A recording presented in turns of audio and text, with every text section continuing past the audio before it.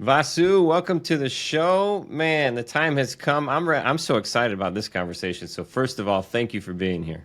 My pleasure, Brett. I'm glad to be here as well. So I love it when, not every guest comes on is a physician, not every guest is a real estate investor, but Vasu, you are both of those things today. So let's jump into this. Tell us a little bit about your medical journey so far. Yeah, so I grew up in Kansas City, son of Indian immigrant parents, and I tried to. My first love was playing baseball. So I grew up in the mid '80s with the Kansas City Royals.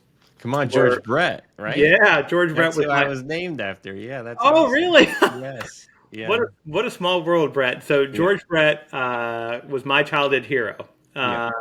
and so I wanted to play professional baseball, and so I poured my heart and soul into everything about the Kansas City Royals, and with the eventual goal of try to play for the Royals. Unfortunately, my talent didn't match my aspirations. I couldn't make up for it with hard work. I was fortunately pretty good in school in math and science, and I loved solving problems. And so, medicine became kind of a natural journey. So, went to college and medical school in Kansas City, and then I really wanted to originally go into orthopedic surgery because I thought if I couldn't be an athlete, I could at least hang out with the athlete. Hmm. Then I saw some orthopedic surgery, and I thought it was a lot of carpentry, and nothing against orthopedic surgeons. I have plenty of friends who are ortho guys, and I wanted something a little bit more delicate and meticulous.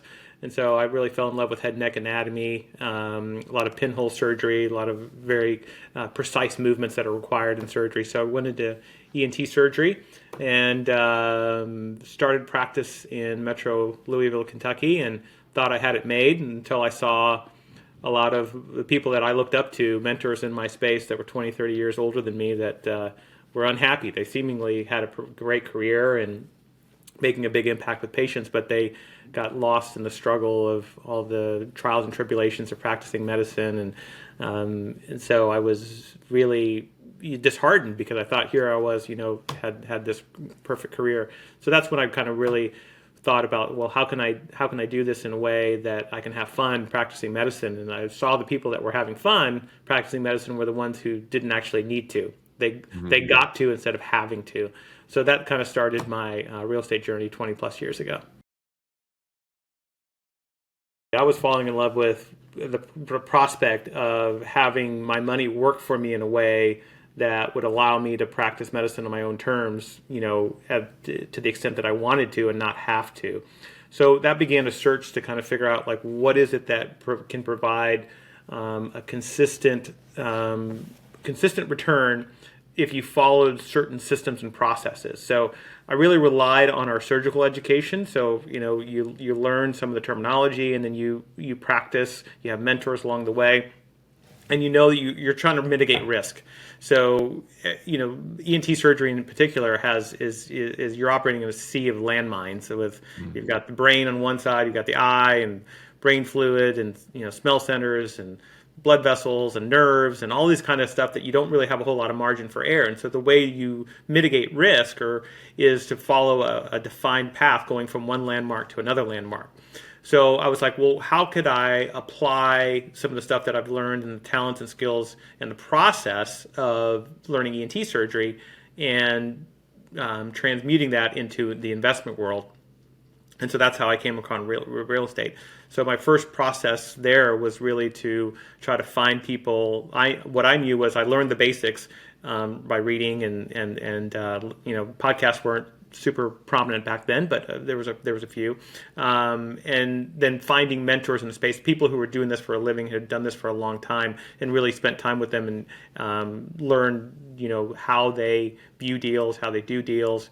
And so that began the process. So to answer your question, the first deal that I did was a single family townhome, and quickly realized that midnight toilet calls and termites and tenants were a challenge. So the deal did well, but that was my initial start is in a single family home.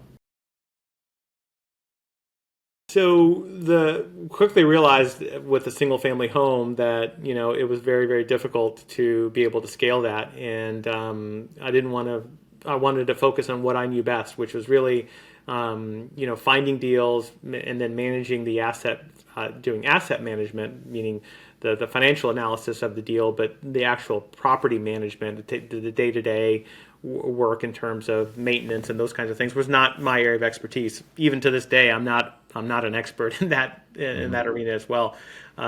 So, in order to be able to transition and be able to afford a team that could help you handle some of those things, you had to kind of graduate to larger assets that could afford professional property management. So from that single family investment, kind of moved on to other asset classes. I really cut my teeth in trying to help other doctors and ourselves, go from just being a medical practitioner to creating other businesses around practicing medicine. So, for example, surgeons, need a place to operate, right? So they need a place to see patients. They need a place to operate. So I cut my teeth in developing businesses and real estate around those businesses. So one of the biggest risks in real estate is the quality of your tenant. And so we bet on ourselves as doctors in terms of, our businesses. So why not bet on ourselves with real estate and obviate one of the biggest risks involved in real estate is the quality of the tenant. So during that process, we kind of helped a lot of our partners. We developed a bunch of medical office buildings, built a surgical hospital, and allowed doctors to have additional income streams from businesses that they directly controlled, both from the operating business entity and also from the real estate. So that opened up a lot more doors beyond medical office into multifamily and retail centers, which is kind of my primary area of focus. And so APTA, our company, was really formed after many, many trials and tribulations of working with our own money and working with friends and family. And it really grew out of a desire of our people that were around us to have access to the same kind of opportunities that ourselves and our team had developed.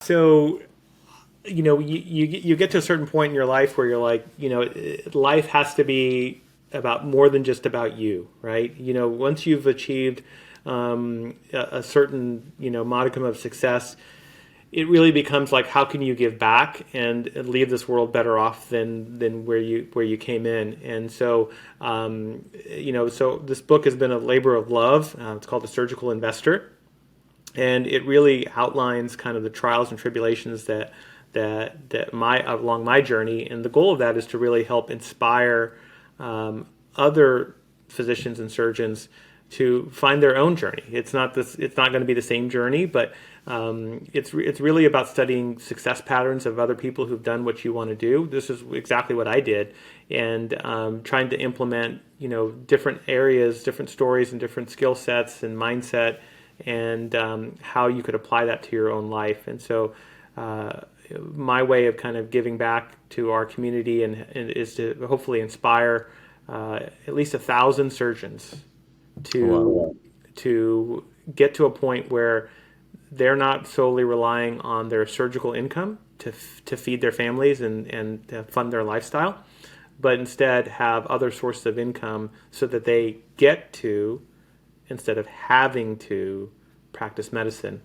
And the downstream effects of that to society is tremendous, because I noticed this with other investors that we've had, is that when you get to a point where you are getting to practice medicine instead of having to, you become much more of an empathetic, compassionate physician.